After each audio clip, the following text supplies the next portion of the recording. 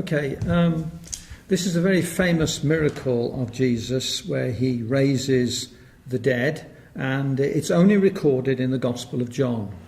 و این یکی از معروفترین و مهمترین و مشهورترین معجزات مسیحه که راجب بلند کردن لازر از مرگ و فقط تو انجیل یوحنا ضبط شده نوشته شده.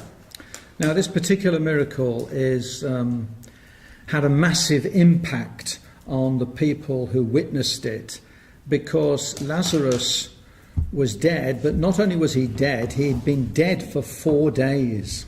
و این معجزه تأثیر خیلی زیادی روی کسایی که شاهد این قضیه بودن گذاشت، چرا که نه تنها مرده بودی لازر، بلکه 4 روز بود که مرده بود و گذشته بود از مرگش. Other people had been raised from the dead, but generally they'd only just died, like for instance Jairus' daughter, a little girl, she died only a few hours before and Jesus raised her from the dead, but Lazarus 4 days. و کسای دیگه هم بودن که از مرگ مسیح بلندشون کرده بود، مثل اون دختر بچه‌ای که دختری که از سران رومی بود، ولی خب اونا همون لحظه بود مرده بودن، یا مثلا 1 ساعت 2 ساعت گذشته بود، ولی خب این دیگه نمونه دیگه نشیم که اینجوری 4 روز گذشته باشه هم مردنش. Do many of you know this miracle at all? میدونید شنیدید راجع به این معجزه؟ No, okay. So some of you are reading this for the first time. بعضیاتون برای اولین بار برمیخورید. Okay, well that's good. It's a fantastic account, it's a fantastic text, and out of it we get some good doctrine about the resurrection of the dead. و خب میگه خب خیلی خوبه، چون متن خیلی خوبیه، چون خارج از بحث داستانی این معجزه کلی حکمت و علم یاد میگیریم راجع به رستاخیز. Okay, we're not going to read the whole chapter because it's quite a long chapter. I'm going to just select portions from it and talk about those. و چون باب بلندیه همه رو نمیتونیم بخونیم، فقط یه قسمتایش انتخاب کرده به منتخب میخونیم بعضی قسمت. Okay, so let's get stuck in, shall we? Chapter 11, and let's read the first 6 verses. لطفاً 6 آیه اول اگه لطف کنید بخونید. Okay, we'll read. الیعازر نام بیمار بود. او از مردمان بیت العینا دهکده مریم و خواهرش مارتا بود. مریم همان زنی بود که خداوند را با عطر تدهین کرد و با گیسوانش پاهای او را خشک نمود. اینک برادرش الیعازر بیمار شده بود. پس خواهران الیعازر برای عیسی پیغام فرستاده گفتند: سرور ما، دوست عزیزت بیمار است.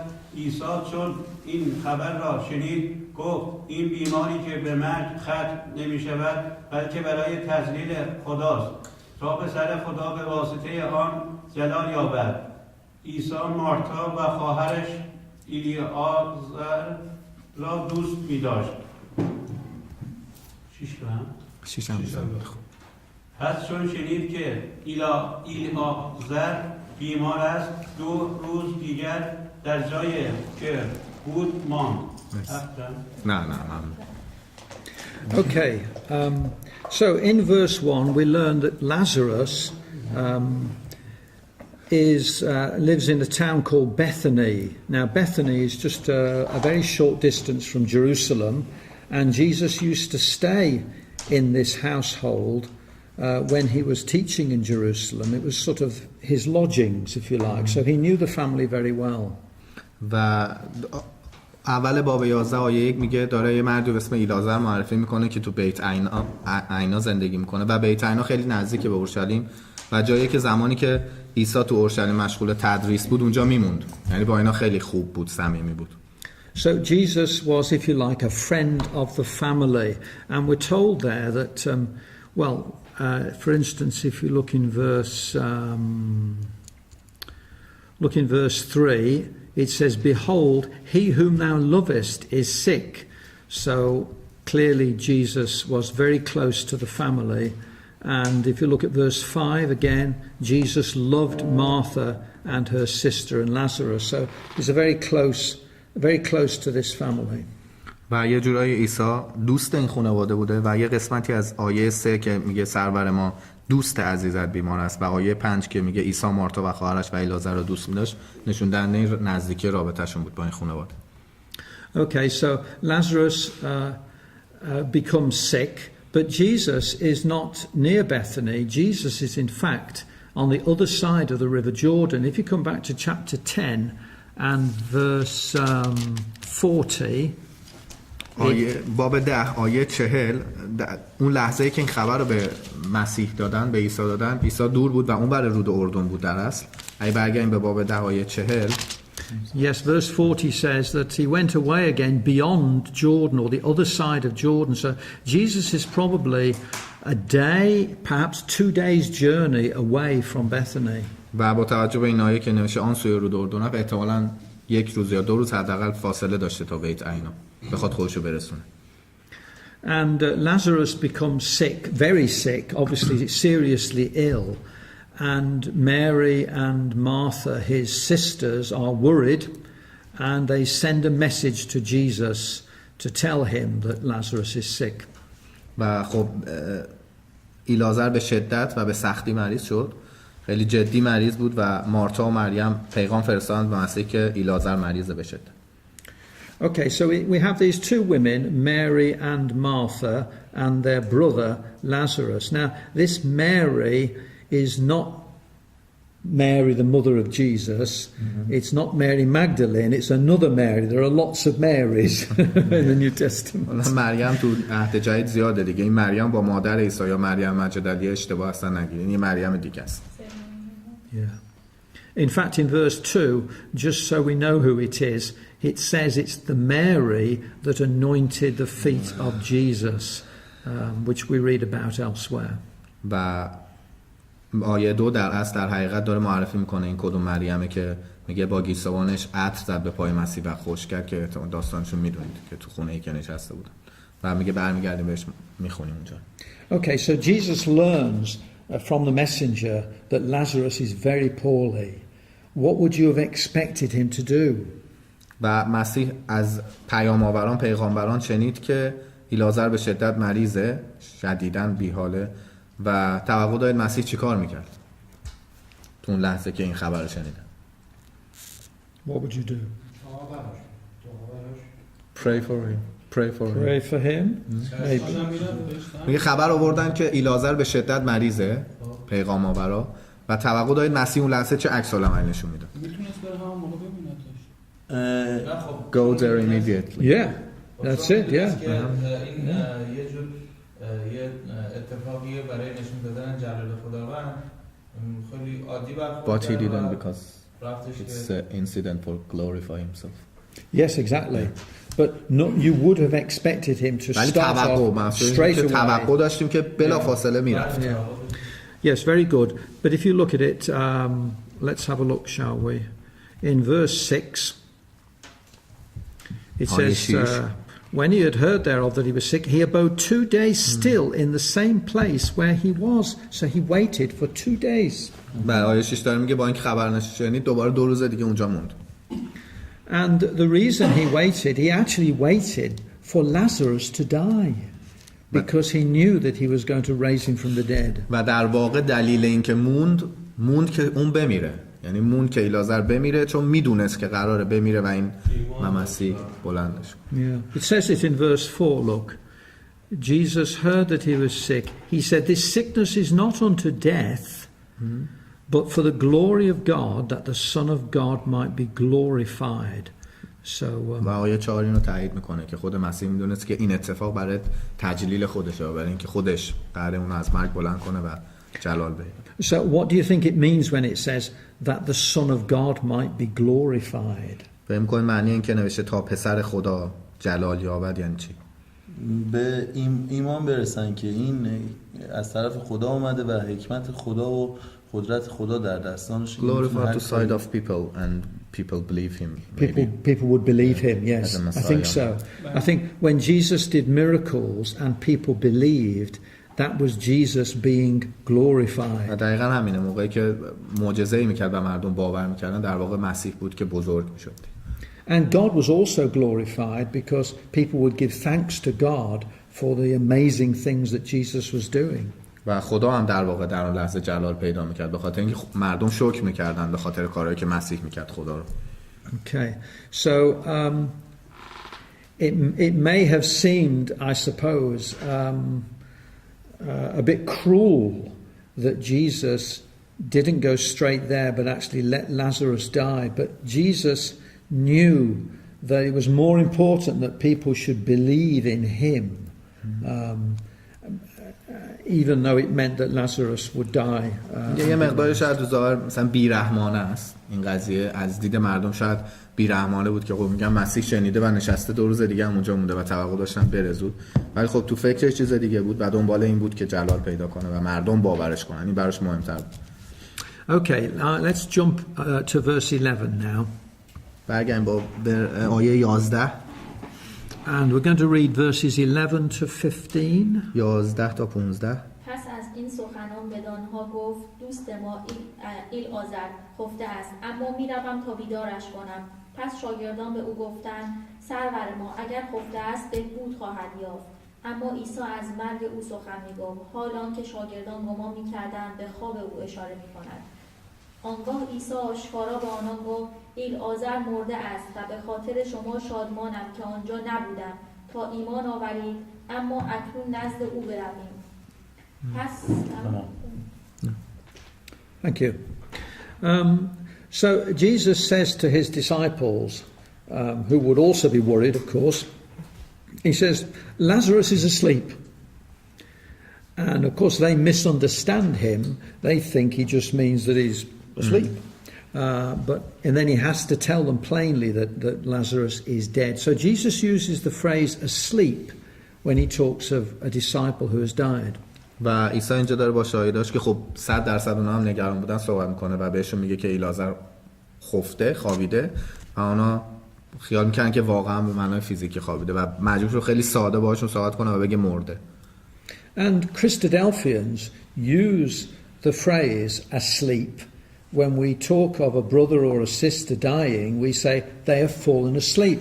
و ما کریستادلفیانا از کلمه sleep یا خوابیده و خفته برای برادر خواهرها استفاده میکنیم که فوت میشه و میمیره میگیم به خواب رفت.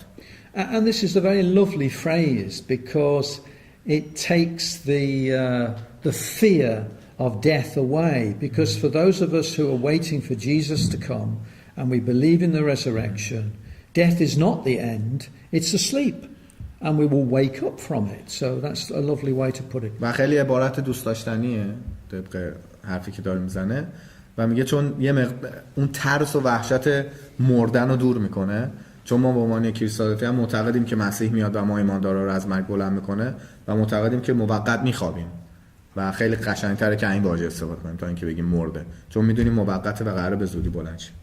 Okay, let's no, before we move that, when it calls it asleep here, death is asleep, it's not just here in John chapter 11. It's fairly consistent right through the New Testament. In the letters, Paul, all the apostles, they always talk of falling asleep. So it's good for us to use that phrase. و فقط اینجا نیستش که از این عبارت استفاده شده مردن و که خوابیدن استفاده شده. همینجوری که جلو میریم عهد جدید میبینیم که تمام شاگردان تو نامه‌هایی که نوشتن از این عبارت بارها و بارها دائم استفاده کردن و میگه خوبه که ما هم این استفاده کنیم.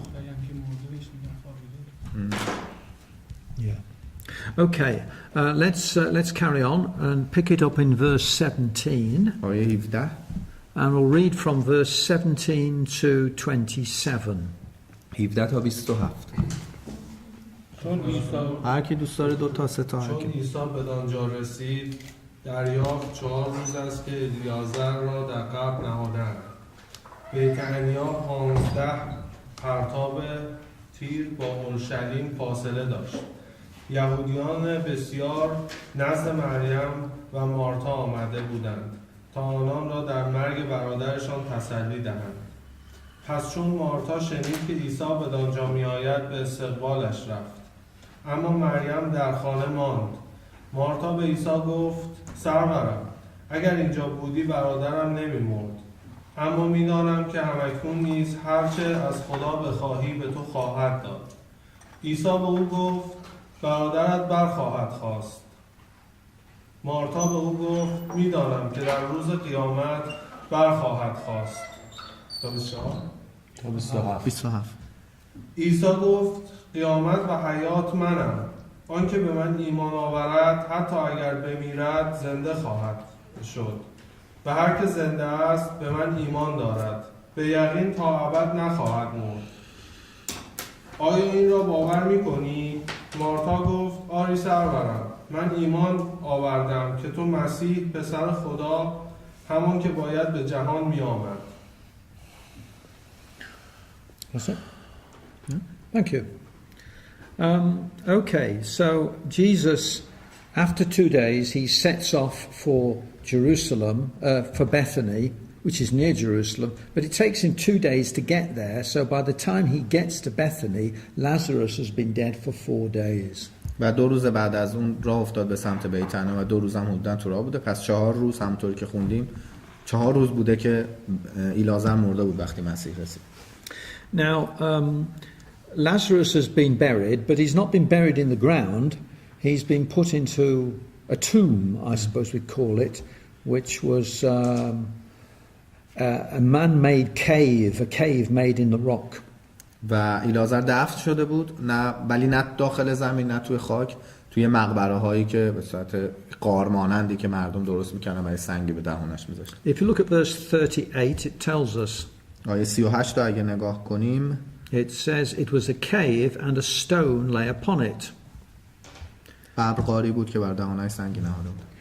Who else was buried in a cave with a stone on it? چه کسی دیگه اینجوری دفن شد؟ Jesus. Yes, of course, that's right.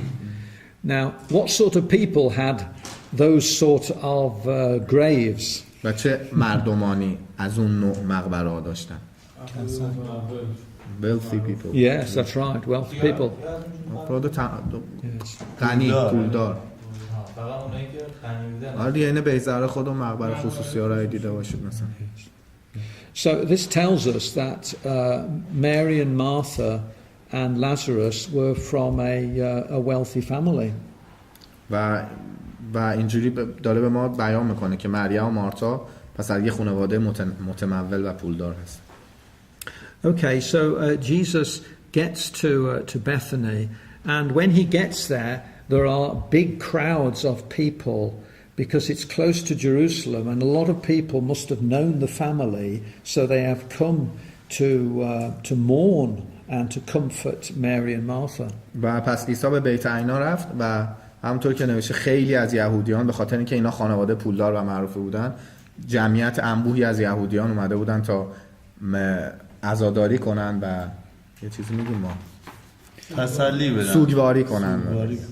Now in those days when somebody died, the relatives and the family and friends would all come to the town, and sometimes they would stay there for many days, and there'd be lots of wailing and noise, and you know it was a big و thing. تو اون زمان به این حالت بود که وقتی یه نفر میمرده خب خیلی از دوستان و آشنایان و خانواده‌های دیگه میومدن و روزها اونجا میموندن و شیوه میکردن و خیلی سر و صدا بود و And obviously it was a very sad affair.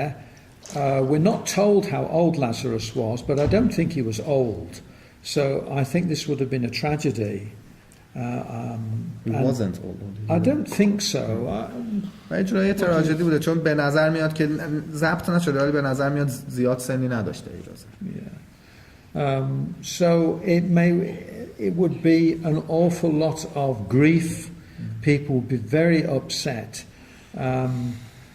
And Mary and Martha would have been thinking, if Jesus had have got here earlier, Lazarus wouldn't have died. و خب تو اون اوج انبوه و غم و غصه و اینا شاید مریم و مارتا اینجوری فکر میکردن که چی میشد مثلا اگه مسیح زودتر میومد لازر نمیمرد. Yeah. Now, when Jesus gets to the town, before he's got to the house, Martha goes out to meet him, if you look in verse 20. اگه آیه 20 رو نگاه کنید وقتی به شهر میرسه مسیح و وقت قبل اینکه وارد خونه بشه مارتا به استقبالش میاد. And of course, the very first thing she says in verse 21 is, Lord, if you'd been here, my brother had not died. و اولین چیزی که بهش میگه آیه 22 میگه که سرورم اگه زودتر میومدی برادرم نمیمرد. But then she says, and this is her great faith, if you look in verse 22, she says, I know that even now, whatsoever thou wilt ask of God, he will give it thee.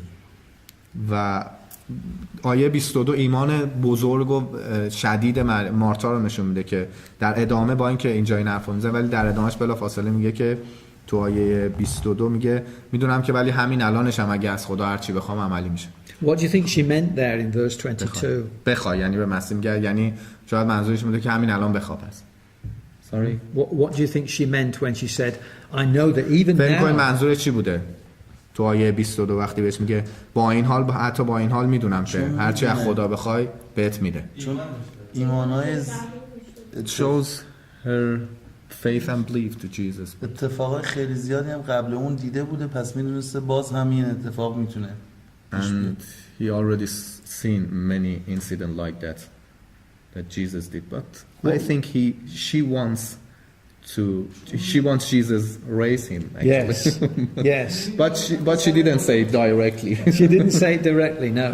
Yeah. دلش می‌خواسته زنده کنه دیگه ولی اون به صورت مستقیم نگفت. حالا تو که میتونی الان. She wanted him to raise him from the dead, but she can't bring herself to actually ask him. But she believes that he can do it. انقدر مثلا حالت خواسته گستاخی نکنه یا پررویی نکنه مستقیم ازش نخواست و اینجوری گفت حرفش. And Jesus says to her in verse 22, verse 23. آیه 23 مسیح جوابشو میده. He says, thy brother will rise again. And Martha answers him. She says, I know he will rise in the resurrection at the last day. و مسیح بهش میگه که قطعا برادر تو از مرگ بلند خواهد شد. و مارتا میگه که آره خب میدونم در روز آخر و در روز قیامت روز رستاخیز بله بلند میشه. So in a sense Jesus is saying to her he will rise again. But again she can't quite believe that he's going to do it. So she says, well I know he's going to rise at the resurrection at the last day. When she says the last day she means the kingdom of God. Yeah. و در واقع خیلی واقعی بهش میگه که قلب بلند خواهد شد و عملی بهش میگه که یعنی هم لحظه میخواد بلند بشه ولی خب اون خیال میکرد که در روز آخر یعنی در روز قیامت و منظورش هم برمیگرده به روز پادشاهی خدا که مارتا داره میگه. Now this is good for us because it shows us that Martha and Mary in fact believed in a resurrection of the dead at the last day in the kingdom of God, which is a basic Christian doctrine of the resurrection at the time of the end. و خب این یه نکته خیلی مهم بر ما اینجا داره و اینکه تو اون زمان مریم و مارتا قطعاً اعتقاد داشتن به پادشاهی خدا چیزی که بحث پادشاهی خدا که یکی از مهمترین علم و حکمتایی که ما کریستالوسی‌ها بهش باور داریم و معتقدیم. Now what he doesn't say to her is that don't worry Lazarus is now in heaven. و چیزی که عیسی بهش نگفت این بود که خب نگران نباش لازر الان تو بهشت. And many of the churches around us would have taught that Lazarus was in heaven, but that's not true. He's dead and he stays dead until he's raised from the dead. و خیلی از کلیساهای اطراف ما اینجور درس میدن که لازر روحش در بهشت بود و معتقدن چون به بهشت و جهنم در حالی که ما معتقدیم نه قرار پادشاهی بیاد و برگرده. Okay, so in verse 24 she says, I know that he's going to rise in the resurrection. And then Jesus says in verse 25, I am the resurrection and the life. What do you think he meant when he said, I am the resurrection? و طبق آیه 25 که عیسی جوابش میده و میگه قیامت و حیات منم فکر کنید منظور مسیح چی بوده از این که میگه قیامت منم؟ به طبق صحبت خودش هر کسی که ایمان به اون داشته باشه دنیا و آخرت دست اونه حیات جاودان دست اونه. Whoever believe in Jesus will participate in kingdom of God and have an everlasting life. Well, that's true. I don't think that's what he means though. When he says I am the resurrection, I think he means that in the kingdom he says I'm the one who'll be raising the dead. in the kingdom of God, and if I can do it then, I can do it now. See the idea? I am the man. So نظرش اینه که اولا که قیامت فکر کنم خوب ترجمه نشده اینجا، بهتر رستاخیزش کنید، چون تو in your version is it resurrection the word. I am the resurrection and the life. به نظر من نظرم اینه قیامت رو رستاخیز کنید. وقتی مسیح داره بهش میگه رستاخیز خود منم نه قیامت، و منظورش این بوده که منم که قراره همه رو از مرگ بلند کنم، پس اگر میتونم در آینده این کارو بکنم الانم این کارو میکنم. That makes sense. Yeah. Yeah. چیز دیگه هم میشه گفت اضافه کرد به این فکر میکنم، هم که جلو شاید داره به اون قضیه اشاره میکنه که تمام قدرت این عالم Maybe he mentioned beforehand to some incident in future that I will raise from dead and I will establish God's kingdom. Well, that's true. He had, yes. I think he's trying to lead Martha into believing that Jesus really can do this now.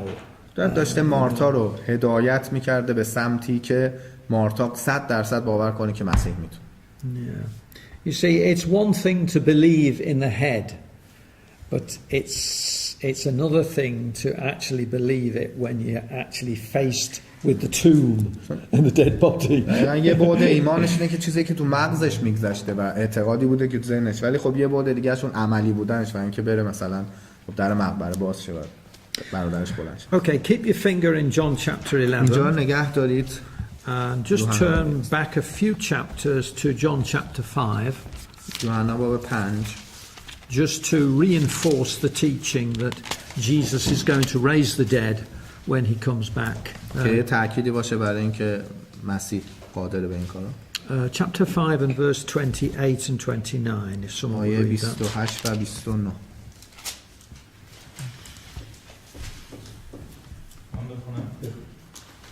از این سخنان در شگفت مباشید، زیرا زمانی فرا میرسد که همه آنان که در قبرند صدای او را خواهند شنید و بیرون خواهند آمد.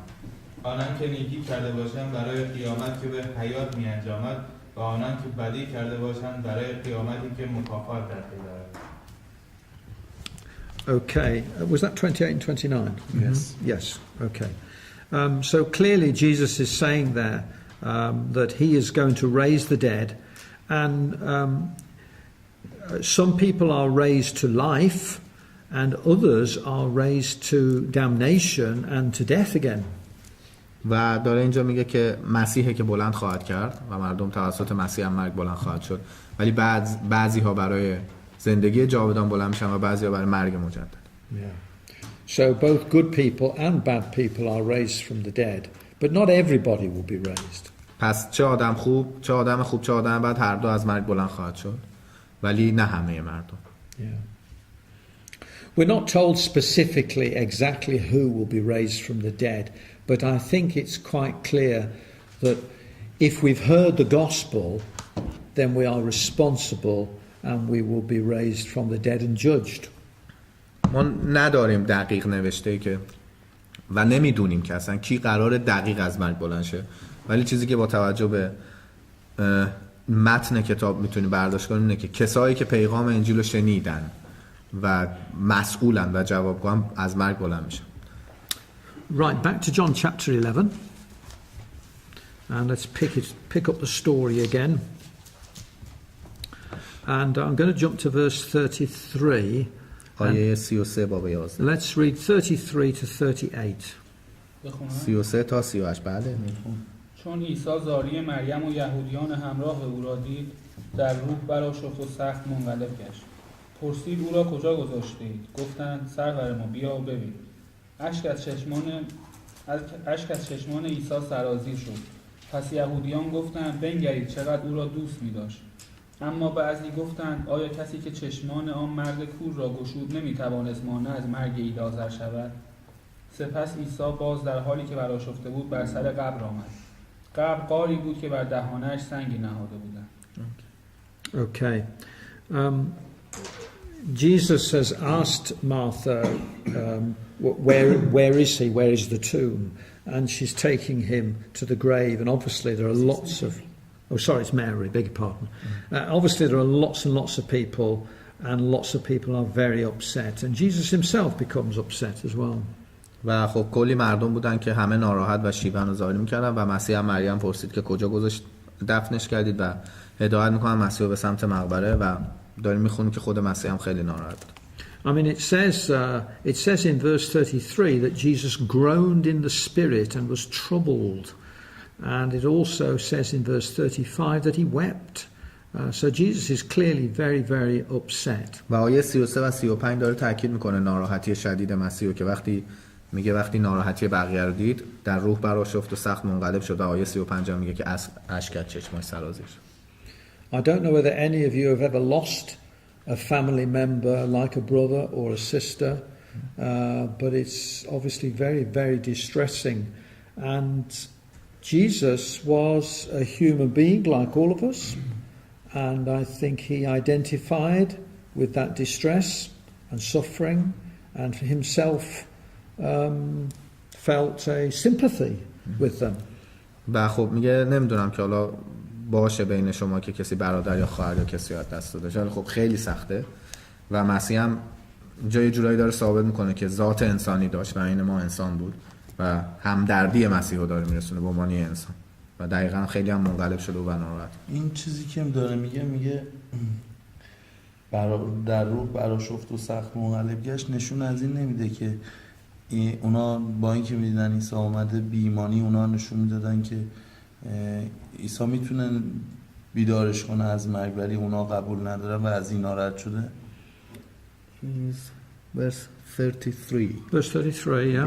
Is speaking just sympathy of Jesus, or maybe others and crowded didn't believe in Jesus that can raise him. So Jesus. Yes, very good. Yes, yes, Shirok. Yeah, that's good. I think so. I think that perhaps there's a mixture here of emotions in Jesus. Obviously, he is sympathetic. And when you're with people and people are being upset and crying, you want to cry yourself, don't you? Because it's upsetting.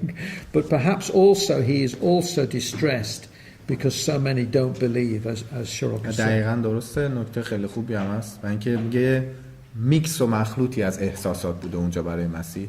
همین که خب بالاخره عزیزش بوده از دست رفته، ولی خب اینجوری نبوده که بقیه خب دارن گریه زاری میکنن، خودش میدونسته میتونه اونو از مرگ بلند کنه.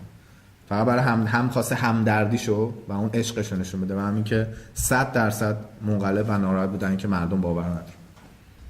Now, verse 35 is actually a famous verse in the English Bible because it's actually the shortest verse in the Bible. و آیه 35 یکی از معروف ترین آیه های کل کتاب مقدسه چون کوتاه ترین آیه کتاب مقدس. Two words, yes. Anyway. تو انگلیسی تو انگلیسی 2 کلمه. Is it 2 words in No, Persian? In Persian 1, 2, 3, 4, 5, 6. 6 words. They could translate in 2 words as well. Yeah, but they just they decided use different words. Yeah, okay. So it's not so famous in the Iranian Bible. Right. Okay.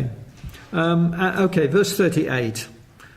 Jesus, groaning in himself, it says, comes to the grave. So I'm not really sure what this means when it says he groaned in himself. I don't know. But he tells Martha to take the stone away. And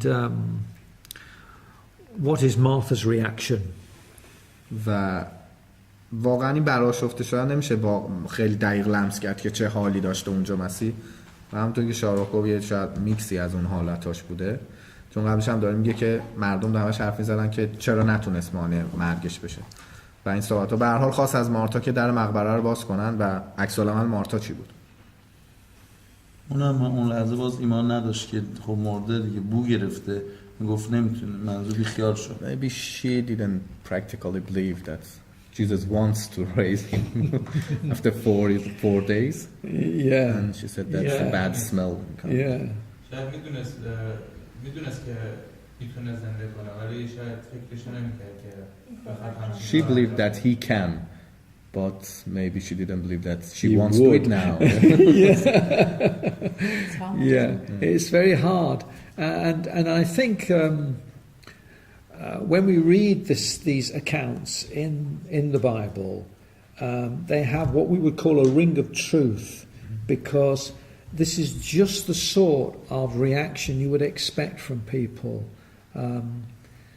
Do you understand what I'm saying? Yeah. A very human reaction. یه چیزایی تو کتاب مقدس مثل اینجا و خیلی حالا مثلا چیزی که من شاید تو ذهنم بیاد، مثلا یه سری اتفاقات بد و تلخی که مثلا تو عهد قدیم میخونیم که کسای آدمای خوب مثل ابراهیم یا خیلی یعقوب یا خیلی کسای دیگه کردن، اینا میگن رینگ آف تروث، یا یه علامتی از حقیقت این کتابه، اینکه همه چی انسانگونه است. یعنی عکس العملی مارتا نشون داده، نه تغییری داده، نه بزرگنمایی شده و نه مارتا یا مریم یا هر کسی دیگر رو کامل گرایی کرده.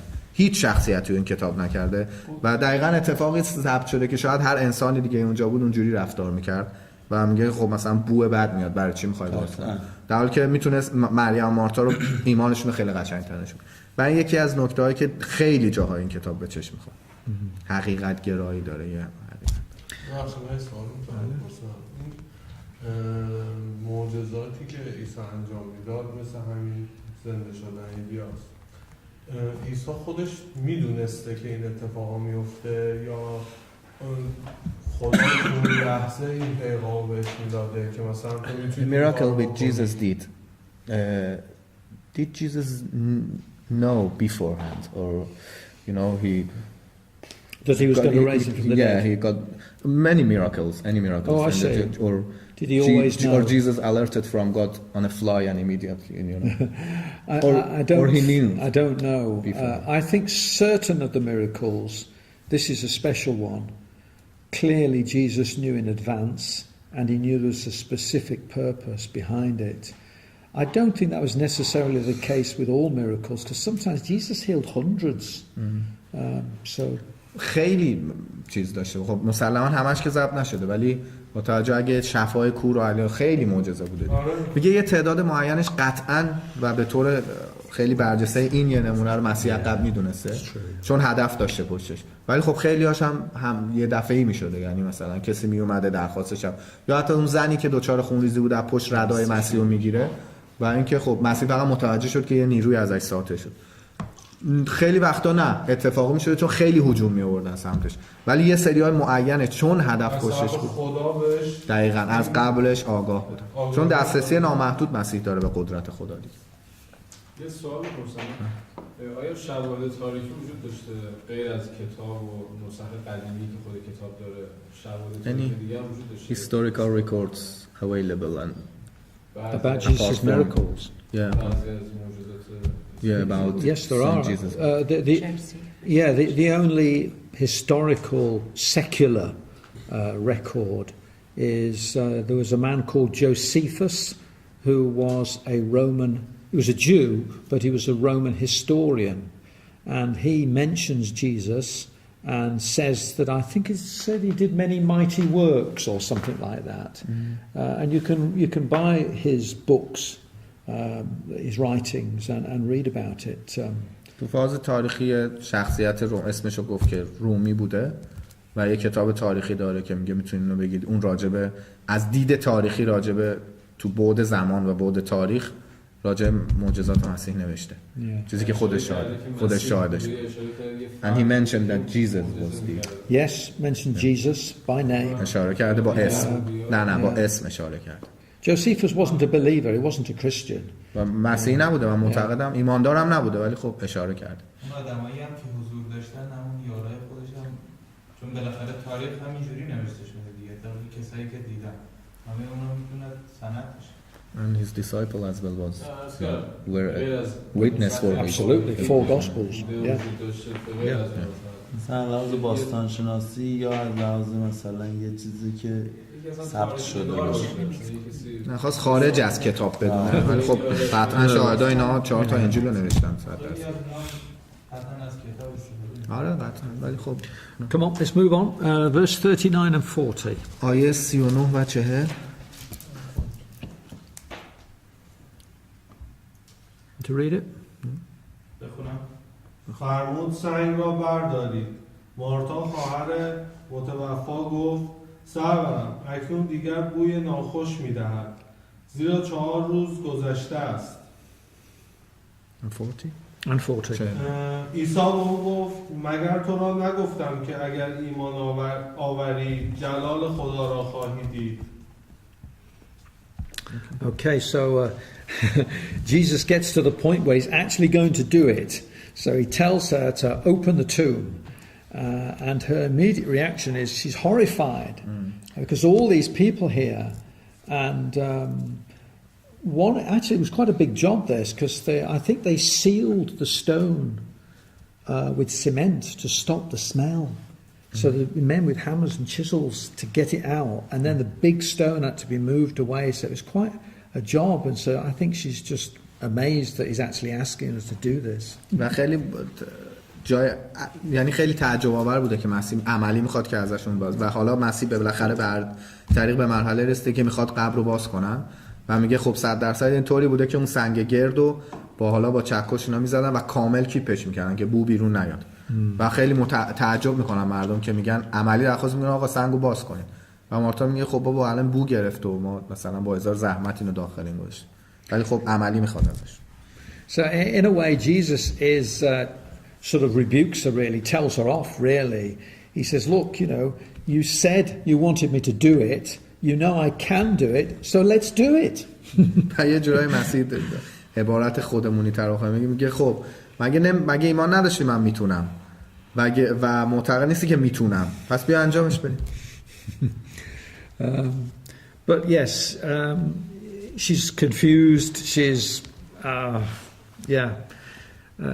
I suppose because raising the dead after 4 days is just so outside of everyone's experience.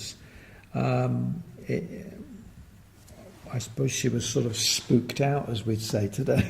Can you translate that? و اینکه میگه خب بالاخره بلند کردن یه مرده بعد 4 روز 100% خارج از تجربه همه آدمایی بوده که اونجا بودن. I mean, really, this was quite scary, wasn't it? ترسناک بوده. You know, to open a tomb and to see a man come out after 4 days is terrifying, really. واقعا هم ترسناکه اینکه در مقبره رو باز کنن و یه انسان مرده 4 روز اونجاست بلند شه راه بره. اصلا میشه گفت که برنامه مسیح همین بودی که 4 روز یه زمان اینو اولش گفت دیگه. In the beginning he mentioned again that this is the plan of Jesus that wait for us. Yes. آیه in verse chapter 11 verse کجا بود گفتش که خوب شد که نرفتم؟ نه. Yes, you should see the glory. تو آیه 6 و 7 میگه که پس چون شنید ایلازر بیمار 2 روز دیگه هم در جایی که بود مان، یعنی برنامه‌اش این بود که What are you looking for, Mason? Yeah, in verse 14. 14? Yes, sorry. Yes. Come back. And Jesus clearly mentioned that I'm so happy that I didn't. Yeah. He knows what he's going to do. And in verse 14 قشنگ میگه که مسیح خودش خوشحال بوده که اونجا. And in verse 40, Jesus says, if you believe, you will see the glory of God.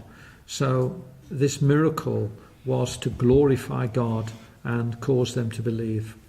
و اینکه آیه 40 بهش میگه پس تو که اگه ایمان داری میدونی که جلال خدا رو خواهی دید و این معجزه واقعا برای جلال خدا بود. I sometimes try to imagine the scene,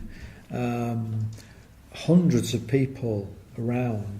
Jesus was very, very famous by this time. Massive crowds would come wherever he went. So I imagine a huge crowd of people. So when they started to knock the cement off and to take the stone away, people must have been, you know, just what's happening? What's going on? و تصورش خیلی میگه خب جالب میگه همیشه خودم تصور میکنم که خب اونقدر مشهور شده بود مسیح تو اون تایم که هر جا میرفت انبوهی از جمعیت اطرافش بودن و اینکه این همه جمعیت و این داره سنگ‌های اون لبه رو برمی‌داره که مقبره رو واکنه و اینکه مردم چه حالی شدن وقتی دیدن. Okay, let's read 41 to 44. 41 تا 44. پس سنگ را برداشتند. آنگاه عیسی به بالا نگریست و گفت پدر تو را شکر می‌گویم که مرا شنیدی. من میدانستم که همیشه مرا میشنوی، اما این را به خاطر کسانی گفتم که در اینجا حاضرند تا ایمان آورند که تو مرا فرستادی. این را گفت و سپس بانگ بلند ندا در داد: ای لازر، بیا بیرون بیا. پس آن مرده دست و پا در کفن بسته و دستمالی گرد صورت پیچیده بیرون آمد. عیسی به ایشان گفت: او را باز کنید و بگذارید برود. Thank you. So what does they take the stone away from the cave, and what does Jesus do first before he calls Lazarus out?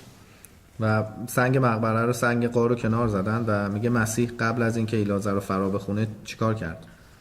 خدا رو شکر کرد که دوباره به توسط دستور He offered thanks to God به خاطر قدرتی که بهش داده because of his power خدا رو and جلال limited access to بده. God's خودش power. خدا رو جلال بده. Yes, he prays. Now, I don't think he needed to pray at that time, because I think he'd already prayed. Because if you look in verse 41 at the end, he says, Father, I thank thee that thou hast heard me.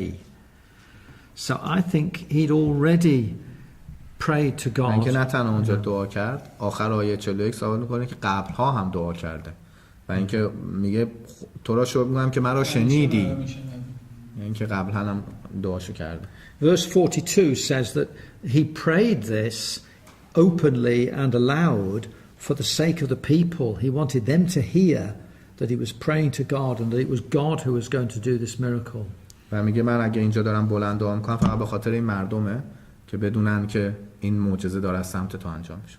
یه نشانه از تسلیس دوباره که عیسی از طرف خدا فرستاده شده، خودش خدا. Is some church believes in Trinity according to this verse or not? Do they? Yeah, Shahrukh mentioned that. Some churches believes according to these verses is God, Jesus is God. Father, I thank thou hast heard me. I knew that his miracles. نفیش میکنه. Oh no, sorry for. Yeah, it's for for against the Trinity. Showing that he isn't God. Yeah. Yes, that's true. Yes, he prays to God. Yes, yes.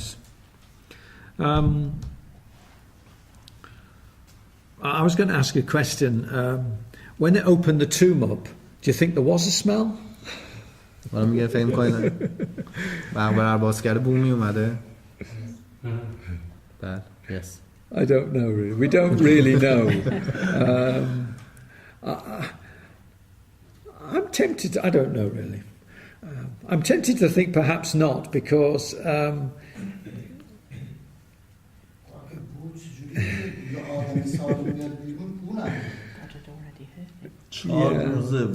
میدونم. But he wasn't corrupted and he was I don't know. God is able to reverse corruption, isn't he? خواسته که نشون بده. شاید در لحظه میگه خب فاسد شده بوده، شاید در لحظه خدا درستش کرده، نمیدونیم. میگه من دلم میخواد وسوسش هم اینطور فکر کنم که بو نمیومد. شاید هم خواسته بو گرفته باشه و با اینکه بو گرفته دوباره زنده. It doesn't matter. اگر کامل بو میگیره. اگه بو گرفته باشه بهتر بود. آره به نظر منم همین. If you smelled it would be better and more impressive to people that it definitely died. It's true, yes. Maybe. یه سوالی من داشتم در این راستا. این معجزه‌ای که مسیح انجام داده آیا در واقع بزرگترین معجزه‌ای بوده که کل کتاب مقدس قید شده؟ This miracle that Jesus did is the biggest one. Yes. I think this is the biggest one. حتی از زمانی که خودش هم این یعنی در واقع مرد و بلند شد بیشتر زمان. Some people believe that resurrection is the His resurrection. Yeah. Well, obviously, but he didn't do that miracle. ولی خب اون خودش Yeah. انجام نداده همونطوری که شما بزرگترین معجزه‌ای که خود مسیح انجام داده این بوده. بعضیا میگن بزرگترینشون ولی خب اون خدا انجام داده. چون خدا انجام داده مسیح صاحب حیات جاودان شده و این معنیش اینه که اون فرد این حیات جاودان به دست نیاورده، صرفا از مرگ بلند شده. یعنی معنای رستاخیز نمیده نه واسه لازاروس. برای لازر خب یه بار دیگه بگو اصلا متوجه. چون خود مسیح و خدا در واقع از مرگ بلندش کرد بهش حیات جاودان بخش، درسته؟ اون رستاخیز حساب میشه ولی این مردن حساب میشه. Because God raised Jesus from death. یکم تفکیکشون رو هستم. He reached to everlasting life, but Lazarus raised from dead by Jesus. Yes. So he didn't gain any everlasting life. No, not immediately, no. در همون لحظه نه، ولی خب قطعا در That's آینده. right. Lazarus was raised from the dead, but he would die again. و دوباره مرد قطعا دیگه. میدونم بعد چند سال ایلازر ننوشته How many years after he died? We don't know. نمیدونم. Yeah. Okay, let's finish it off. So they open the tomb, Jesus prays, and then he says, Lazarus, come out. And how did he come out? چجوری اومد بیرون؟ حالا مقبره باز کردن و خطابش کرد اومد بیرون. چجوری اومد؟ Yeah, with wrapped. Yeah, because he's wrapped up from top to bottom. از سر تا پایین. So he's like this, you see. And I suppose when he came out, people would be frightened, I think. It's too scary, isn't it? So nobody ran to help him. و هیچ کسی هم نرفت کمکش کنه که مسیح داره میگه بازش کنید بذارید بره. Now, this is just another little thing in the scripture which shows that the account is inspired. Because if you were making this up, you wouldn't put these details in. You look at it now. مثلا یه جزئیاتی هست الان تو همین قسمت که نشون میده این وحی شده از سمت خداست این کتاب. چون اگه قرار باشه کسی دستی اینا رو بنویسه هیچ وقت این جزئیات رو اضافه نمی‌کنه. See, look at verse 44. آیه 44. He's bound hand and foot with grave clothes. His face has got a napkin on it. And Jesus has to say to them, go and loose him. Go and help him. و اینکه مسیح داره میگه که اونو باز کنید بذارید بره. Yeah, because they're all...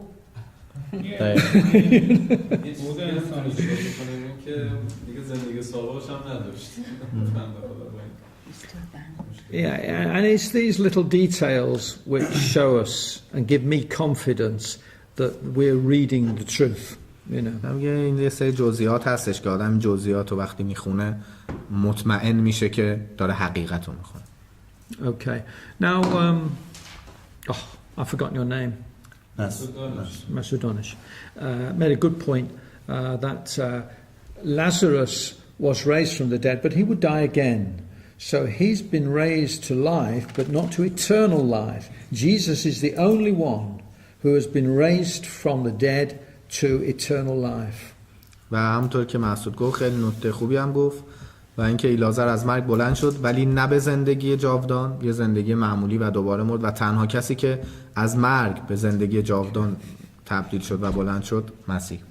He's the first and he's called in the scripture the first fruits. That's it. The first fruits from the dead.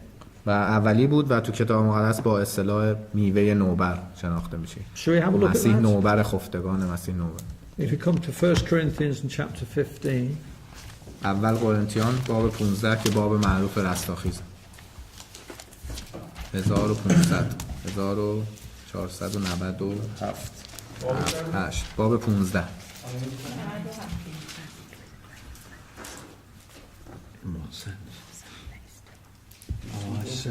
آیه 30 و 22 همونه که در آدم می‌بینن در مسیح نیز هر زنده خواهند شد اما هر کس به موقع خود مسیح yes, 20 I was looking at. 20 البته 20 هم 15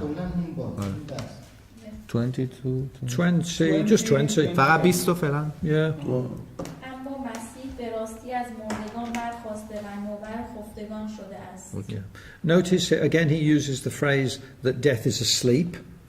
و اینجا دوباره می‌بینید که ذکر شده که مردن، خوابیدن، از خوابیدن استفاده شده. And Jesus is the first fruits. Do you understand? Do they know what the first fruits were? The first fruits were the first part of the harvest, just a small part of the harvest, and then came the big harvest when everything was gathered in. So it's clearly telling us that Jesus is just the first one of many. و می‌بینید که میوه نوبر اون قسمتی از ثمره است و باره که تبدیل میشه به خیلی و خیلی خیلی زیاد. ولی خب مسیح اولیش بود. And we hope and pray that we will be amongst those who are raised to eternal life. و ما دعا میکنیم و امید داریم که ما هم جزوشون باشیم، جزو کسایی که شامل حیات جاودان میشن. Debbie just mentioned a thing I'd forgotten. You know, when Lazarus came out of the grave, he was bound, it says, right, still bound. Yeah. And in a sense, that's like a symbol to show us that he still had human nature and would die again. You see what I'm saying? Mortality. So mortality is bound by mortality. When Christ was risen, the grave clothes were left in the grave. Oh. و خیلی نکته جالبیه که خانمش اشاره کردین که راجع به اون حرفی که مسیح به زندگی جاودان از مرگ بلند شد و لازر به زندگی فانی، مسیح یادتون باشه بنداش باز شده بود و مقبره رو باز میکنن میبینن که کفن بازه، در حالی که اون کفنی که لازر میاد بیانگر فانی بودن و میرا بودن یک انسان، نشون میده که این آدم هنوز فانیه داره میاد بیرون و شامل حیات جاودان نشده، ولی مسیح دست و پا باز میاد.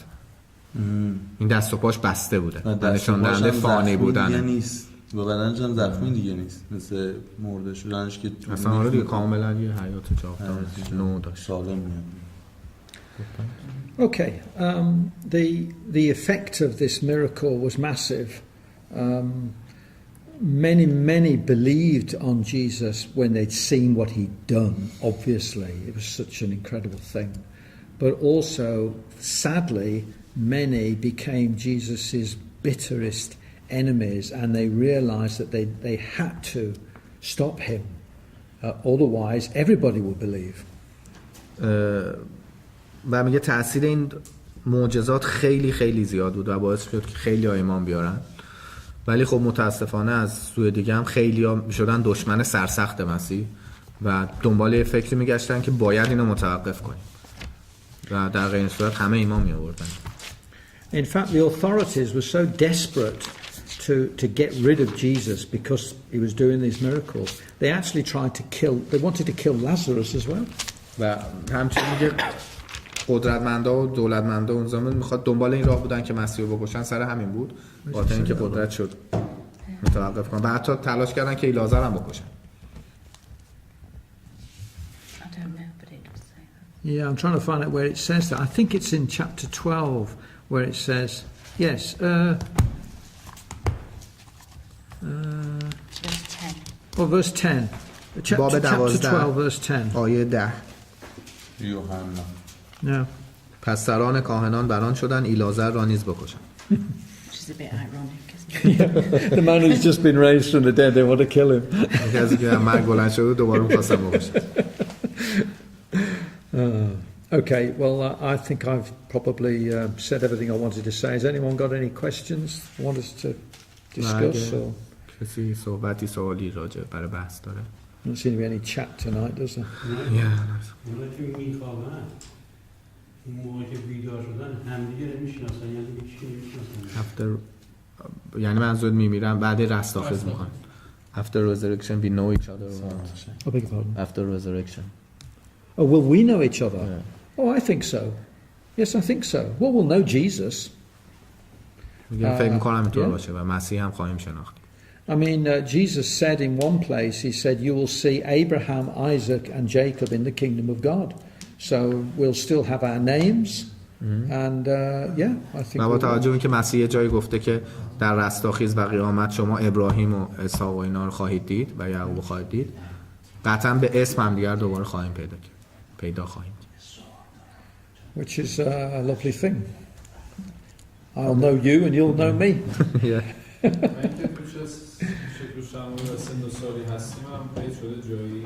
And any details about our shapes, our bodies? Yeah, our bodies, physically, our age. Yes, okay. Well, I think Jesus is probably the key. Jesus was raised from the dead and he met people and they knew him. They recognized him. I don't know what age he looked, but I guess he looked pretty healthy. ولی خب میگه خب زمانی که مسیح مرگ بلند شد همه شناختنش، ولی خب سنش مشخص نبوده ولی خب ظاهرا خیلی سالم بوده. خیلی سلامت بوده. پیر شده